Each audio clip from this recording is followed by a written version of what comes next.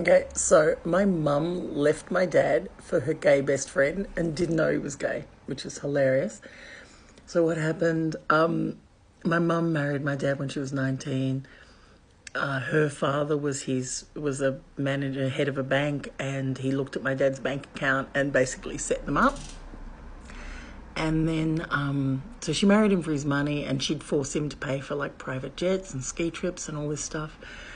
And my dad wanted to spend his money on wildlife sanctuaries and charity work and all this stuff. They had different values. And my mum didn't know that behind her back, all of her friends called her Hyacinth Bouquet. And I didn't know why that was funny until like 5 years ago when I watched that Keeping Up Appearances show. And I'm like, that's really funny.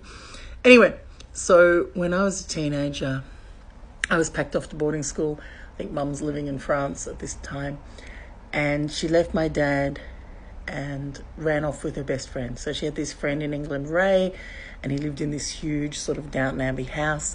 And she used to go and stay with him all the time, and he'd flirt with her.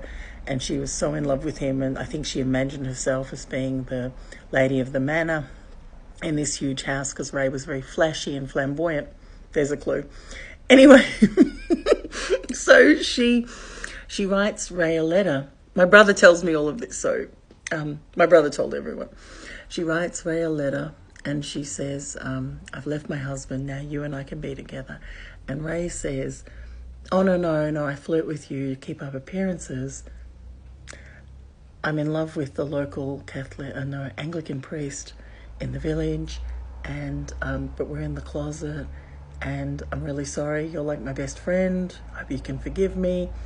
But she left my dad for a gay guy purely for greed and didn't bother to check if he wasn't gay. Like, it's hilarious, right? And my brother told everyone. And my mum, all she cares about is what strangers think of her, so it's hilarious.